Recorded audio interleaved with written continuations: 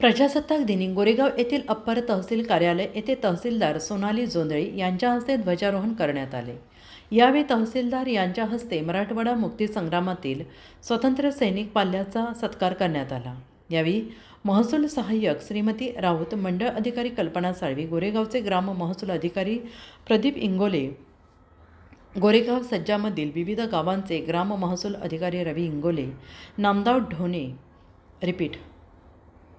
नामदेव ढोणे, संतोष इंगळे, विशाल भांडेकर, यादव जाधव, सारंग काळबांडे, बबन व्यवहारे, शेळके कर्मचारी, कैलास कावरखे, भारत सुतार आणि गावातील प्रतिष्ठित गावकरी, माजी सभापती R.G. कावरखे, क्रांतिकारी शेतकरी संघटनेचे गजानन कावरखे, तालुका संघर्ष समितीचे वसंत खिल्लारी, सीतारामजी कावरखे, भास्करराव पाटील, दासराव कावरखे, उपसरपंच विश्वनाथ कावरखे, ग्रामपंचायत सदस्य G.M. खिल्लारी, सुनील पाटील, पत्रकार गजानन धुळे, दिलीप कावरखे, स्वातंत्र्यसैनिक पाल्य सूर्यकांत कावरखे, पोलीस कर्मचारी आदींची उपस्थिती होती। अजिंक्य महाराष्ट्र न्यूज सोबत सिकंदर पठाण, सेनगाव, हिंगोली।